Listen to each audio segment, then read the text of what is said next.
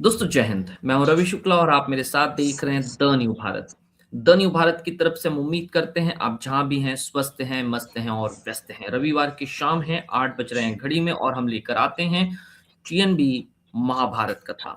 बुधवार से हमने इस कार्यक्रम का समय बदल दिया है ताकि 8:30 की बजाय हम 8 बजे कर सकें। तो आइए आज रविवार की शाम हम जुड़ते हैं हमारे इस कार्यक्रम को जो आगे बढ़ाती हैं, कार्यक्रम को जो विशेष रूप से अपनी कथा कथन की शैली में आपके साथ में जोड़ कर रखती हैं, ऐसी लीना मेहंदले जी, और जो शंखनाद के द्वारा इस कार्यक्रम में विशेष भूमिका निभाते हैं, ऐसे प्रिय मधुकर जी। आप दोनों का आज के इस कार्यक्रम में स्वागत है। और आप दोनों के स्वागत के साथ में हम स्वागत करते हैं हमारे उन दर्शकों का जो हमारे साथ अभी जुड़े हैं और जो यकीनन बाद में जुड़ेंगे। आइए शंखनाद के लिए हम आमंत्रित करते हैं मधुकर सिधे जी को। मधुकर जी, स्वागत है आपका। नमस्ते। नमस्ते रवि जी, लीना जी और सभी श्रोताओं को मेरा नमस्ते। आज पहले प्रार्थना होगी, बाद में शंखनाद होगा। उसके बाद श्री कृष्ण गोविंद हरे मुरारे, हे नाथ नारायण वासुदेव, प्रद्युम्न दामोदर विश्वनाथ, मुकुंद विष्णु भगवान नारायण। ये श्लोक होगा। पहले प्रार्थना। शंखादौ चंद्र दैवतम, कुक्षो वरुण देवता, पृष्ठे प्रजापतिश्चैव, अग्रे गंगा सरस्वती, त्रैलोक्ये यानि तीर्थानि वासुदेवस्य चान्यया, शंखे तिष्ठन्ति विप्रेन्द्र, तस्मात् शंख प्रपूजयेत्। त्वं पुरा सागरोत्पन्नो विष्णुनां बिभ्रत करे, नमितः सर्वदेवेश पांचजन्य नमोस्तुते। ओम पांचजन्याय विद्महे पावमानाय धीमहि, तन्नः शंख प्रचोदयात्। ओम शंखाय नमः।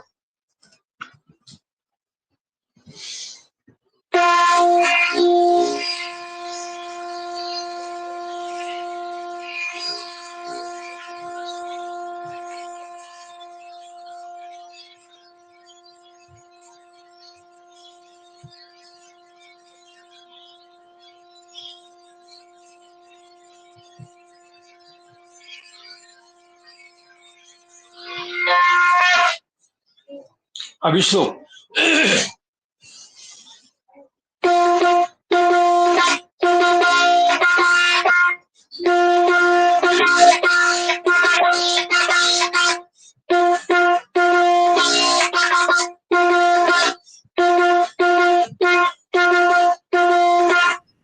धन्यवाद।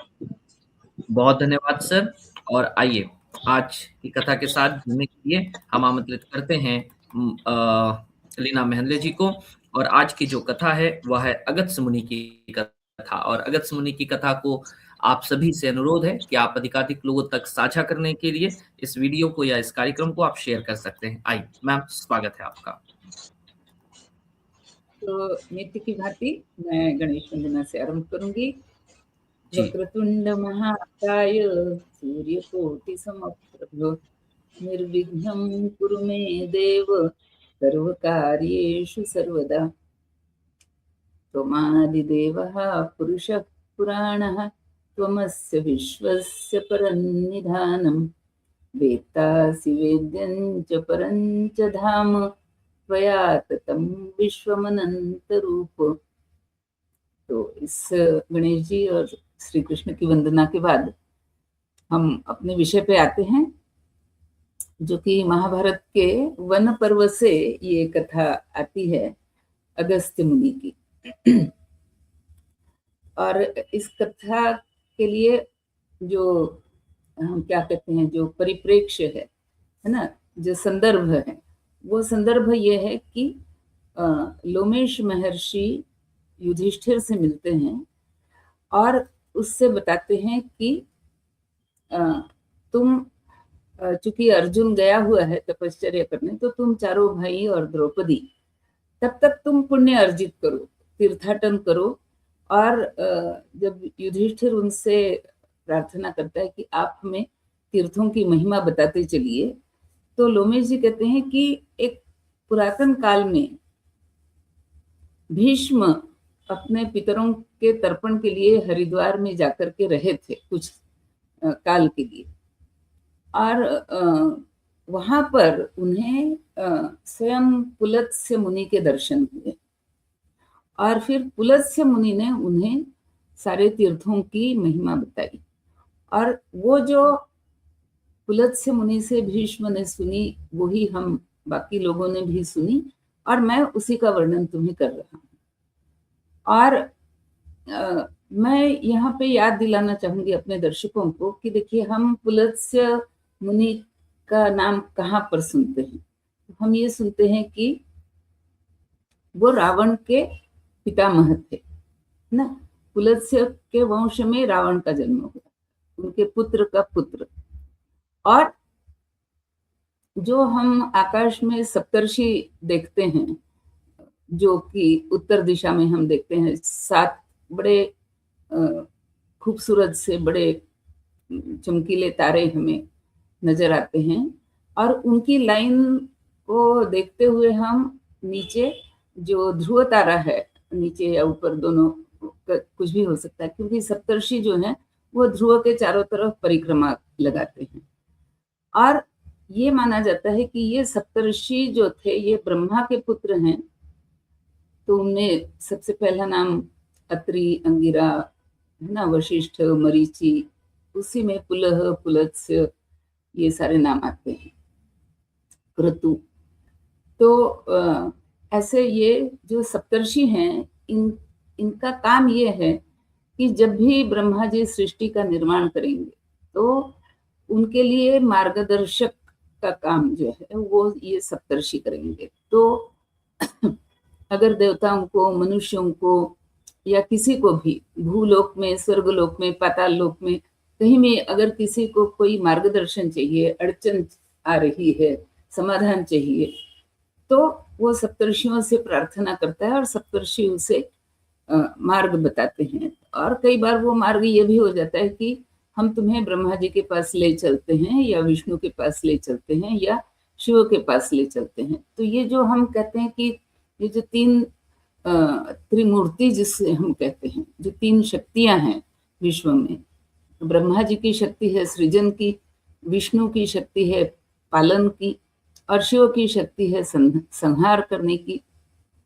तो ये जो तीनों शक्तियां हैं, इन शक्तियों के पास अगर हम मनुष्य पहुंचना चाहते हैं, या देवता पहुंचना चाहते हैं, या पातालवासी जो भी हैं वो भी अगर पहुंचना चाहते हैं, तो उनके मार्गदर्शक के रूप में उन्हें पहले सप्तर्षि का मार्गदर्शन चाहिए, और फिर वो वहां पहुंच सकते हैं। तो ये मार्गदर्शन का काम सप्तर्षि करते हैं। और ये भी माना जाता है कि हर एक युग में ये सप्तर्षियों के नाम बदलते हैं। तो जो मैंने अभी नाम गिनाए, वो बिल्कुल आदिकाल, जब पहले पहले बार ब्रह्मा जी ने सृष्टि उत्पन्न की और अपने 7 मानस पुत्रों को उन्होंने निर्माण किया, जो सप्तऋषि कहलाए, वो उस समय के वो सप्तऋषि। आज कलयुग है, आज के सप्तऋषि कोई अलग हैं। तो ये जो पुलत्स्य मुनि हैं, ये कब के हैं? जब ब्रह्मा ने पहली बार सृष्टि की रचना करने के लिए जो अपने 7 मानस पुत्रों का निर्माण किया, वहां से पुलत्स्य मुनि की उनका अस्तित्व आरंभ होता है। और रावण के काल में, मतलब उनका पोता है रावण, उसकी हम बात देखते हैं कि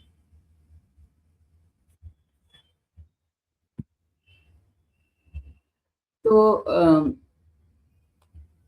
ये रामायण काल में भी पुलत्स्य मुनि नहीं है, स्वयं उनका पोता है। वे तो सत्ययुग में कभी हैं, लेकिन वो भीष्म जी को दर्शन देते हैं। तो ये माना जाता है कि जो बहुत ही सज्जन व्यक्ति हो, बहुत ही गहन तपश्चर्या की है, जिसने बहुत पुण्य किया है, उसे कभी कभी सप्तऋषियों में से कोई एक आकर के उसको दर्शन देते हैं या उसे मार्गदर्शन करते हैं।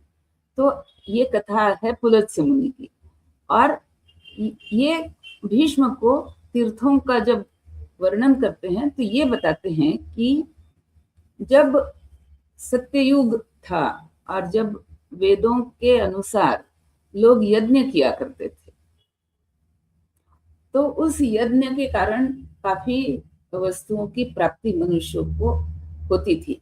यज्ञ, दान और तप, ये 3 ऐसी बातें कही गई हैं कि जिनके कारण मनुष्य को दिव्य शक्तियां, दिव्य ज्ञान, है ना, सिद्धियां, ये सारे प्राप्त होते हैं, जो कि हमारे अन्य किसी भी शिक्षा की पद्धति से, अन्य किसी भी तरह का प्रयास करने से नहीं प्राप्त हो सकते। वो यज्ञ, दान और तप, इसलिए भगवत गीता में भी कहा गया है कि यज्ञ दान तपश्चैव पावनानि मनीषिणाम। जो मुनि हैं, ऋषि हैं, उनको पावन करने वाले ये 3 कारण है, ये 3 कर्म हैं।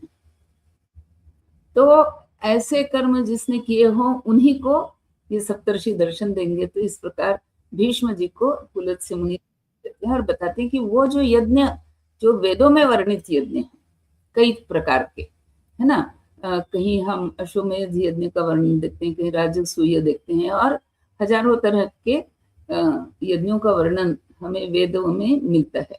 लेकिन उस तरह का यज्ञ करने के लिए बहुत संसाधनों की आवश्यकता होती है और बहुत लोगों को एक साथ इकट्ठा लाने की आवश्यकता होती है।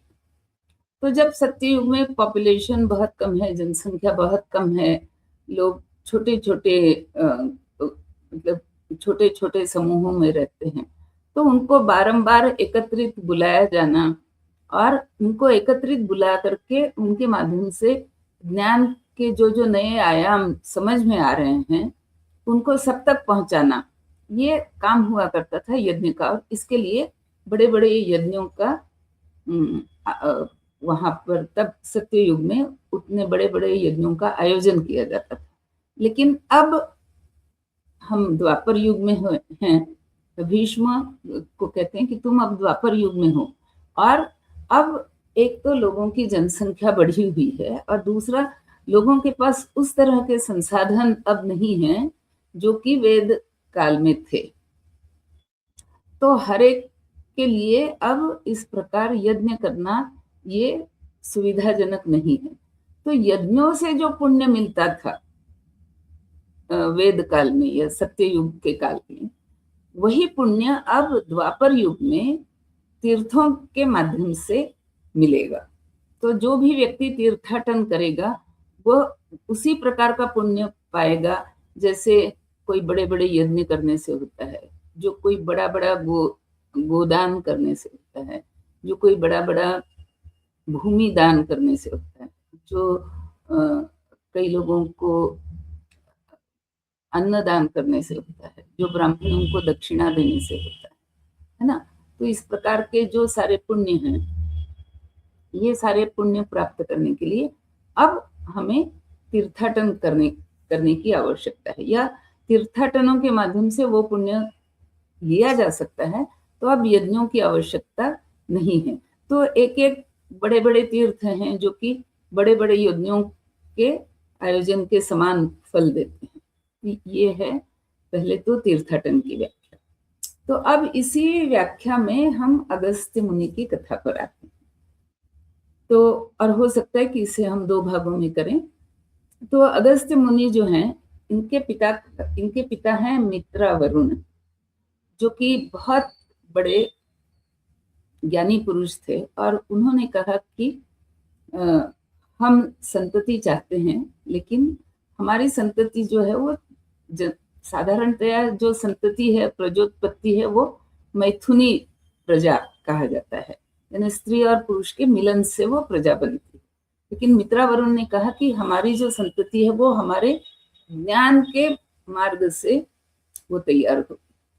तो उन्होंने अपने किसी ज्ञान को एक घड़े में रख दिया और कहा कि इसी घड़े से ये जो हमारी संतान है वो प्रकट होगी, और वही अगस्त्य ऋषि हुए। तो इसलिए उन्हें कुंभ का पुत्र भी कहा जाता है।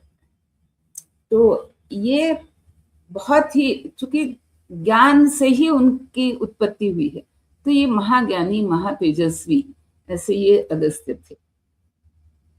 तो वो भी काफी तपश्चर्या कर रहे थे और काफी तीर्थाटन भी कर रहे थे।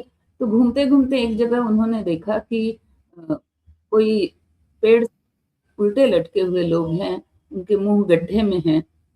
तो अगस्त्य मुनि ने उनसे पूछा, आप लोग कौन हैं और आप इस तरह से पेड़ों से लटके हुए क्यों हैं, और मुझे आपके दर्शन क्यों हो रहे हैं? तो उन्होंने बताया कि हम तुम्हारे पितर हैं और हम दुखी हैं तुम्हारे व्यवहार से। तो भीष्म ने अगस्त्य मुनि ने पूछा कि ऐसा क्या मैंने व्यवहार किया?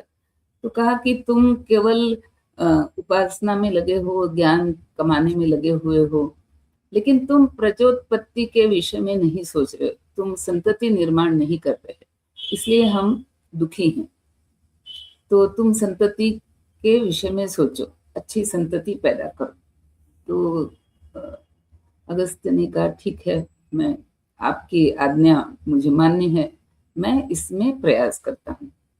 तो फिर उन्होंने सोचा कि लेकिन मुझे अगर संतति निर्माण करनी है जो कि मैथुनी संतति होगी, तो मेरे लिए कोई पत्नी की भी आवश्यकता है। तो ऐसी कौन सी मेरे लिए योग्य पत्नी हो सकती है जो कि मेरे संतान को जन्म दे सके? तो उन्होंने ध्यान लगाया और ध्यान लगा करके उन्होंने ये पाया कि इस संसार में अभी ऐसी कोई स्त्री नहीं है जो मेरे लायक है या मेरे संतति को अपने गर्भ में धारण करने लायक। तो फिर अब क्या किया जाए? तो उन्होंने क्या किया कि संसार में जितने भी मतलब जितने भी प्राणी मात्र हैं, उन सबों में से उन्होंने छोटे छोटे ज्ञान के कण बटोरे। जैसे उनके पिता ने ज्ञान के माध्यम से उनकी उत्पत्ति की थी, तो ऐसे ज्ञान के कटोरे, ज्ञान के छोटे छोटे कण बटोर करके उन्होंने उसे एक संगठित रूप बनाया।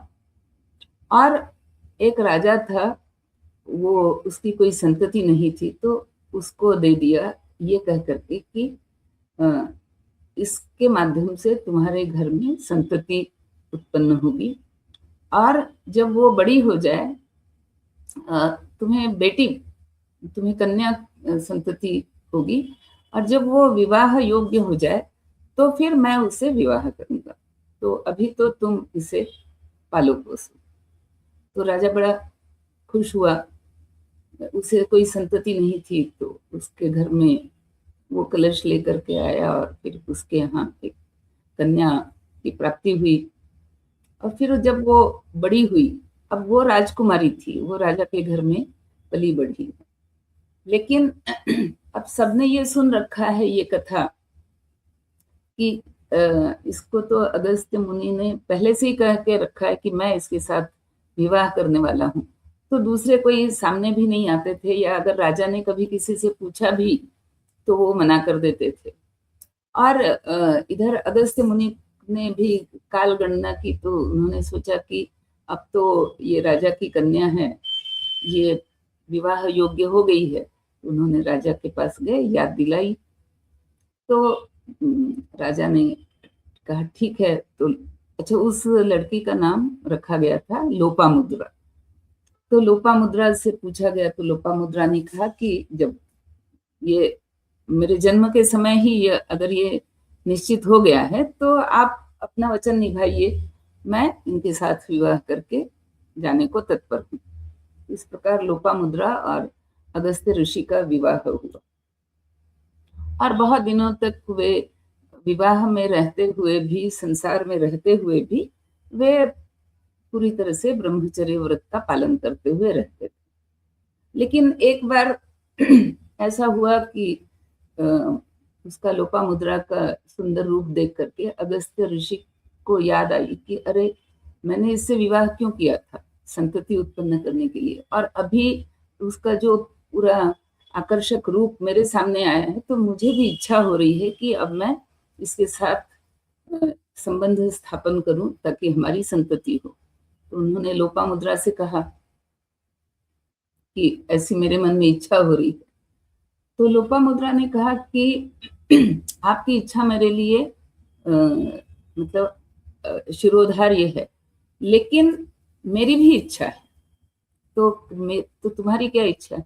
उसने कहा कि मैं जब राजा के घर में रही, राजा के घर में मैं पली बढ़ी, और जब आपके साथ विवाह हुआ तो मैं इस तरह के वस्त्रों में रहती हूँ जैसे वनवासी लोग रहते हैं, उस तरह के वस्त्र हैं, मेरे सारे आभूषण विवाह के समय ही मैंने उतार दिए थे, और आपके पास भी कोई ऐसे कुछ नहीं है। तो मैं चाहती हूँ कि आप कहीं से धन इकट्ठा करिए, और वो जैसा राजमहल में जिस तरह का जीवन मैं व्यतीत करती थी, उस तरह की सामग्री, उस तरह के आभूषण, उस तरह के वस्त्र मुझे भी हों, आपके भी हों, फिर हमारा संबंध बने।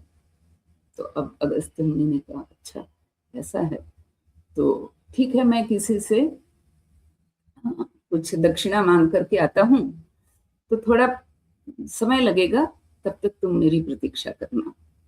तो अगस्त्य मुनि निकले, तो किसी एक राजा के पास गए, तो उसने आवभगत की, पूछा आपको क्या चाहिए। तो अगस्त्य मुनि ने बताया कि मैं चाहता हूँ कि तुम मुझे तुम्हारी जो संपत्ति है उसमें से कुछ दान दे दो। तो राजा ने कहा कि ये मेरा बही खाता है कि मेरे राज्य में क्या आय होती है और क्या व्यय होता है, वो इसमें लिखा हुआ है। तो इसको देखने के बाद आप मुझे बताइए कि आपको मैं क्या दान दूं। तो अगस्त्य मुनि ने उसका बही खाता देखा, तो जितना राजा का आय था, जितनी राजा की संपत्ति इकट्ठा हो रही थी कर या किसी भी अन्य उपाय से, उतना ही प्रजा के हित के कामों के लिए उतना ही व्यय हो रहा था। और वही खाता जो है उसमें हिसाब बराबर है आय और व्यय का, और सारा व्यय जो है वो प्रजा के हित में लग रहा है ना। तो आप ये सोचो कि राजा का कर्तव्य बताने के लिए क्या मतलब क्या तरीका है, ये मैं हैरान हो जाती हूँ कभी कभी। तो ये राजा का कर्तव्य है। तो उस राजा ने कहा कि अब इसमें से आप जितना बताएंगे मैं आपको दान दे दूंगा। तो अगस्त्य ने कहा, मैं कहीं से भी मैं इसमें से कहीं पर भी अगर उंगली रखूं कि ये दान मुझे दो, ये इतने पैसे तुम मुझे दो, इतना धन मुझे दो, तो वो जो प्रजा के हित का काम हो रहा है वो रुक जाएगा, तो इससे मैं नहीं ले सकता। तो उसको कहा कि मैं चाहता हूँ कि जैसे तुमने ये बही खाता अच्छी तरह से रखा है, मैं चाहता हूँ कि मैं दूसरे राज्य के पास जाऊं, लेकिन तुम्हारी जो ये कार्य है वही खाता रखने का, आय व्यय का हिसाब रखने का, ये बहुत प्रशंसनीय है। तो मैं चाहता हूँ तुम भी मेरे मित्र के रूप में मेरे साथ चलो, और जो दूसरा राजा है हम देखेंगे वो क्या कर रहा है। तो दूसरे राजा के पास जाते हैं, तो वो भी अपना वही खाता दिखाता है, उसने भी वही किया हुआ है। वहां भी अगस्त्य मुनि सोचते कि नहीं, इससे भी मैं कुछ दान नहीं ले सकता। तो फिर उसको कहते हैं कि अब तुम भी हमारे मित्र बन करके चलो, हम तीसरे के पास जाएं। तो तीसरे राजा के पास जाते हैं, और हालांकि महाभारत में वर्णन में तीनों राजाओं के नाम दिए हुए हैं, मैं अभी उसमें नहीं जाती। तो तीसरे राजा के पास भी जाकर के वो देखते हैं कि सारे वही खाते वो बिल्कुल इस तरह से हैं कि वहां से मैं कुछ दान में नहीं मांग सकता। तो अगस्त्य मुनि सबसे विचार करते हैं कि अब किसके पास जाया जाए। तो फिर उनमें से एक राजा कहता है कि मुनिवर, क्या आपने कभी इलवल का नाम सुना है? तो अगस्त्य मुनि कहते नहीं, तुम बताओ कौन है ये इलवल। तो वो राजा बताता है कि ये इलवल जो है ये एक दानव है, और ये इसने एक बार किसी ब्राह्मण के पास गया, और उस ब्राह्मण से उसने कहा कि तुम मुझे ब्रह्मा जी के पास जाने के लिए किन मंत्रों की आवश्यकता नहीं, अच्छा तुम मुझे एक मेरे लिए यज्ञ करो, और ऐसा मेरे लिए ऐसा पुत्र तुम निर्माण करो, या उस यज्ञ में से ऐसा पुत्र मेरे लिए जन्मे जिसको कभी मृत्यु नहीं आ सके, जो अमर हो जाए। तो ब्राह्मण ने कहा कि मैं तुम्हारे लिए ऐसा यज्ञ नहीं कर सकता, ये सृष्टि का नियम है कि जो भी जन्म लेगा उसको मरना चाहिए, वो मरे, यही सृष्टि का विधान है। तो मैं तुम्हारे लिए ऐसा कोई यज्ञ नहीं करूंगा। तो इलवल ने उससे पूछा कि तुम मुझे सत्य बताना कि क्या तुम्हारे पास ऐसी वाकई तुम्हारे पास शक्ति है भी या नहीं है।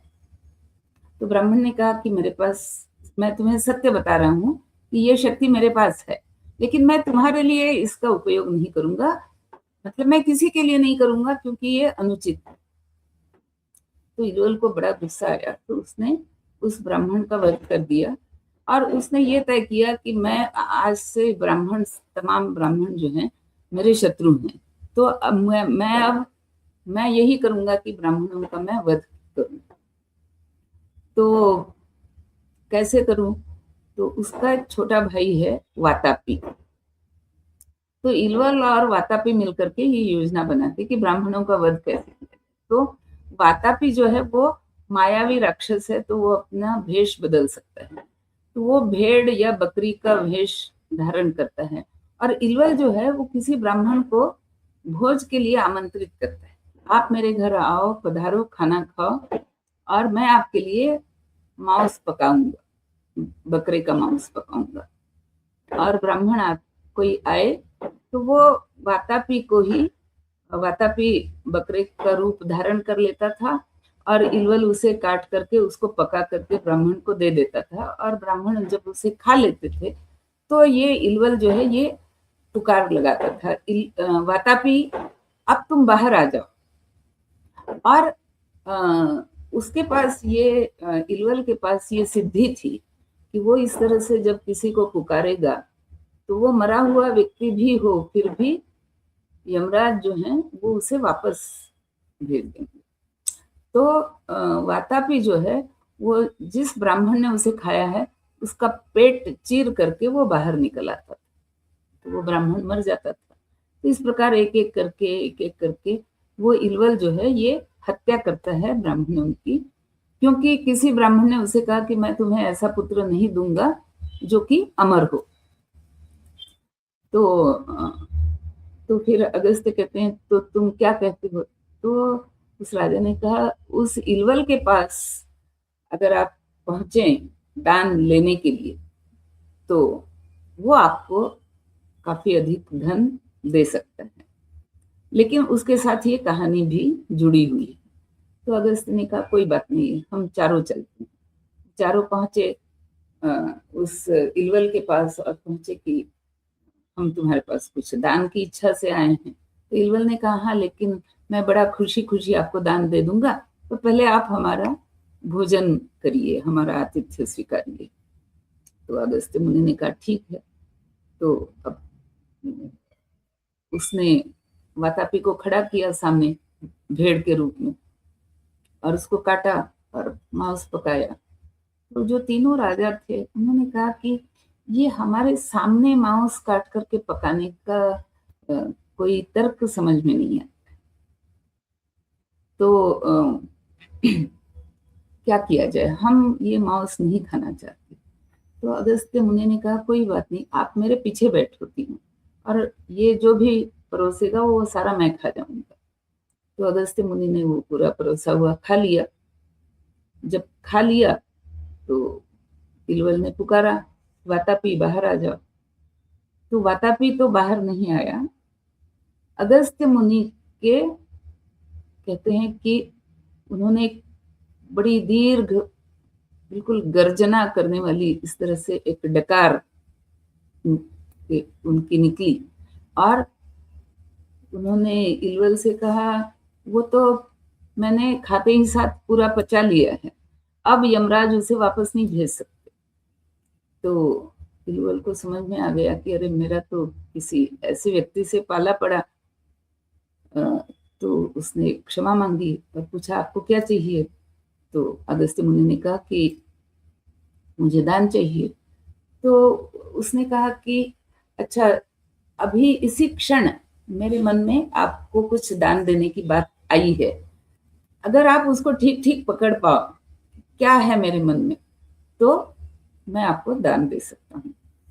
तो अगस्त्य ने कहा कि तुम्हारे मन में है कि ये जो तीनों मेरे मित्र हैं इनको हर एक को तुम 10-10 हजार गाय और 10-10 हजार स्वर्ण मुद्राएं दोगे, और उनको जो तुम दे रहे हो उसका दुगुना, यानी तीनों के मिलाकर के 30,000 गाय और 30,000 स्वर्ण मुद्राएं, उसका दुगुना 60,000 गाय और 60,000 स्वर्ण मुद्राएं तुम मुझे दोगे, और तुम मुझे एक ऐसा रथ दोगे जो कि सोने में मढ़ा हुआ है, और उसमें ऐसे 2 अश्व हैं जो कि वायुवेग से चलते हैं, जो मुझे पलक झपकते ही मेरे घर मेरी पत्नी के पास इस पूरे वैभव के साथ पहुंचाएंगे। तो इल्बल ने कहा कि आपकी बताई हुई बाकी सारी बातें सही हैं, लेकिन मैंने मन में जो रथ सोच करके रखा है वो सोने में मढ़ा हुआ नहीं है, यहाँ आप गलती कर गए। तो अगस्त्य ऋषि ने कहा कि नहीं, तुमने जहाँ रखे, जिस स्थान की तुमने कल्पना की कि वहां रखा हुआ रथ तुम मुझे दोगे, तो उस स्थान पर पता करो कि वहां पर अभी कौन सा रथ रखा हुआ है। तो इल्वल ने भेजा लोगों को, तो देखा कि हाँ, वहां पर एक सोने में मढ़ा हुआ रथ है। क्यों? क्योंकि उसने किसी कारीगर को बोल के रखा था कि मुझे ऐसा रथ बना करके दो। वो कारीगर रथ लेकर के आया, तो रथशाला को संभालने वाला जो था उसने अब देखा कि ये तो इल्वल का मतलब खास उसके लिए बनाया हुआ रथ है, तो उसने एक रथ एक हटा लिया और वहां पर वो रथ रखवा दिया। तो जब अगस्त्य मुनि ने कहा कि वो रथ सोने से मढ़ा हुआ वो है, इल्वल ने देखा कि वास्तव में वही रथ जैसा अगस्त्य मुनि ने कहा वैसा ही। तो अब इल्वल को गुस्सा आया, उसने कहा ये सोने में मढ़ा हुआ रथ तो मेरे लिए है, ये मैं आपको नहीं दे सकता। तब उसने तलवार से प्रहार करना चाहा अगस्त्य मुनि पर। तब अगस्त्य ने उसको रोक करके अपनी मंत्र शक्ति से उसका वध कर दिया, और फिर उसने जो दान में ऑफर किया था वो सारा लेकर के अपने पत्नी के पास पहुंचे, बाकी राजाओं को बीच में छोड़ करके अपनी पत्नी के पास पहुंचे, और तब उन दोनों का पहली बार एक वैवाहिक संबंध स्थापन हुआ, और फिर उनको एक बड़ी ही दिव्य संतति की प्राप्ति हुई, जिसका नाम दृढ़स्य रखा गया, यानी बहुत ही दृढ़, जो कि अपने ज्ञान में और अपनी भक्ति में बहुत ही दृढ़। हालांकि हम इस ऋषि के विषय में अधिक नहीं पढ़ते हैं, क्योंकि अगस्त्य की स्वयं की ही महिमा बहुत अधिक है, तो इन ऋषि के विषय में हम ज्यादा नहीं पढ़ते, एक्सेप्ट कि जो महाभारत का वर्णन है वो ये कहता है कि वो अपनी माँ के गर्भ में 9 महीने नहीं बल्कि 3 वर्ष रहा, और इन 3 वर्षों के बाद जब उसका जब जन्म हुआ तो वो पूरी तरह से तरुण वय में प्राप्त हो चुका था, और वो पूरी तरह से वेद विद्याओं का ज्ञाता ही वो माँ के गर्भ से निकला था। इसके अलावा भी उस ऋषि के विषय में हमें शास्त्रों में कोई बहुत अधिक नहीं पढ़ने को मिलता है।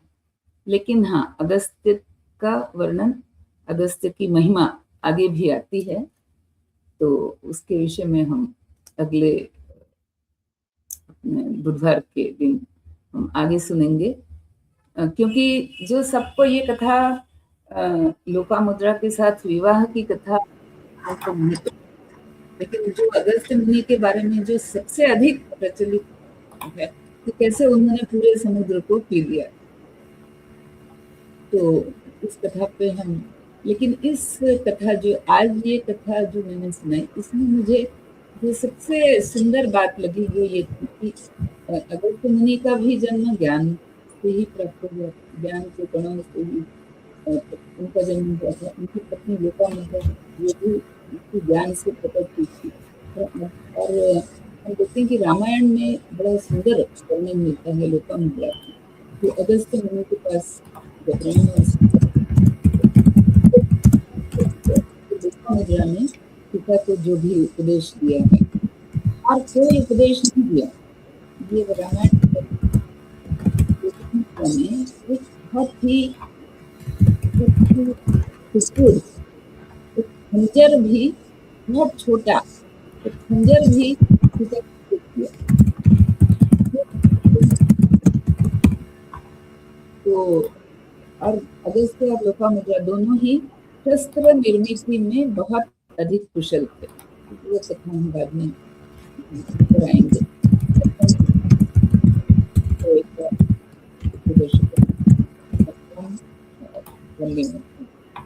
जी, बहुत-बहुत धन्यवाद मैम आज की इस कथा के लिए। अगस्त्य मुनि की कथा जो आपने सुनाई, उस अगस्त्य मुनि की कथा को कितना महत्व है और क्यों हर किसी के एक पास एक में यह बात कथा और है पहुँची। कि उसमें जो राजाओं का वर्णन है, जी, राजा जो प्रजा के हित, हम ये कहते हैं प्रजा हित दक्ष होना चाहिए किसी राजा को, तो वो हुँ, तीनों राजाओं का वर्णन है कि जो भी उनकी आय है वो सारी प्रजा के हित में ही व्यय करे। और बिल्कुल। अगस्त्य मुनि ने उससे कुछ भी दान नहीं लेना चाहा, क्योंकि हुँ, अगर वो दान देता हूँ तो प्रजा का हित टूटेगा। हुँ, तो हुँ, हुँ, हुँ, हुँ। ये जो प्रजा हित की बात जो हमारे पूरे वर्णन में मिलती है, वो एक संस्कृति का बहुत बड़ा हिस्सा है।